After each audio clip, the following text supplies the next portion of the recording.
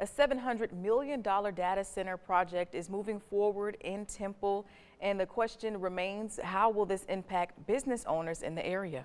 Well, 6 News reporter Juliana Jackson spoke with the family farm that's about to become neighbors with the massive facility.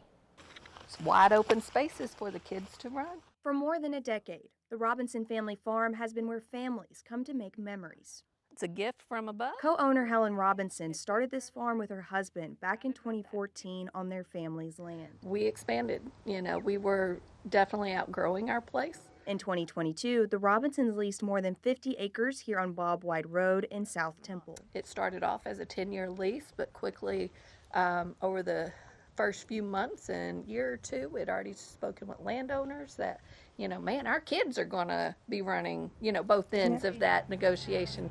But recently, the landowners sold the property to Rowan Digital Infrastructure for a new data center. We found out that the landowners had since sold our property. Helen with the Robinson Family Farm tells me that the new 700-acre data center will actually be right next to their property. Data center is going to be 700 plus acres, and literally this barbed wire fence over is the data center. Robinson's biggest concern is the people who depend on this place. 90% of our staff are kiddos, and it is their very first job. And to be able to work with those kiddos and teach them responsibility and customer service and potentially a new skill. So what happens now? The Robinsons say they'll be here for at least the next 5 to 6 years. We'll still be here providing fun as long as we can do it.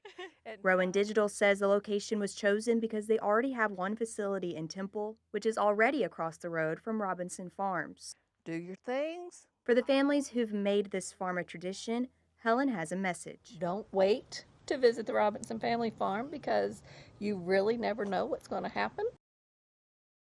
Now, the company says it's committed to sustainability, using low-carbon materials and recycling water as much as possible. Construction is expected to begin late this year, pending final city approval.